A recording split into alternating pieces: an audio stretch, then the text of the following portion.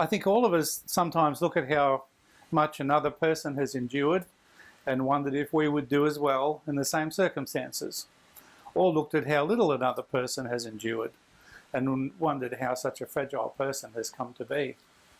We call this capacity resilience, and we tend to think of it as an inbuilt strength or lack of it in a person, and to an extent that's true.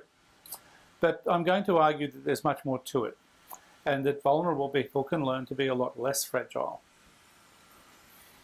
Resilience comes from the Latin resilio, meaning to rebound or leap back. It's a general concept related to positive adaptation to adversity. In the physical sciences and engineering, resilience refers to the capacity to withstand stress or strain without breaking, and to recover original form like a spring or a rubber band. In the science of human development, resilience has broad and diverse meanings, including recovery from traumatic experiences, overcoming disadvantage to succeed, and withstanding stress to function well in the tasks of life. Resilience is not just being tough. It's an ability to continue to function and to succeed in the face of substantial adversity. As a doctor, you see lots of less extreme cases where people recover or who carry on despite severe pain or disability, and lots of others who don't, and who condemn themselves to enduring distress and invalidity. The key, I believe, is in the mental attitude, the person's perception of the situation and themselves, and having the skills needed to succeed despite the hardship. And it's those skills that I would like to talk about now. Over the years, since my experience with the Start service, I've had a different view of tragedy and trauma. It's never surprising, I believe, that people are in trouble after suffering major tragedy or trauma. It's obviously understandable.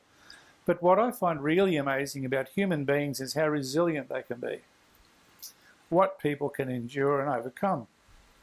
Instead of being pessimistic and only hoping for relatively modest improvements, which I think is the norm in this area, I try to encourage people to aim high, because I know others have done it, and I know that it's possible to succeed despite the most horrific experiences. I've also observed over the years that people can learn resilience. It's not just a capacity that's inborn in some and lacking in others. In psychiatry and psychology, we can measure resilience, or at least its counterpart, vulnerability, and it's generally regarded as a dimensional quality or a spectrum, somewhere along which all of us can be located. No doubt we all have our genetic endowment, which plays a large role, but equally other factors can also have a large effect on resilience. Clinically, my impression is that resilient people, by which I mean people who have greater than average resilience, are generally optimistic.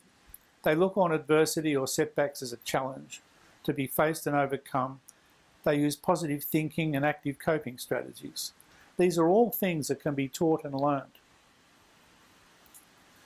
The greatest enemies, I believe, in people coping positively with adversity is demoralisation and what we call learned helplessness.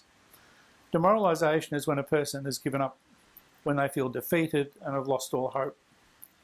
Learned helplessness occurs when someone falsely believes that nothing they do can make a positive difference, usually because of repeated experiences of failure.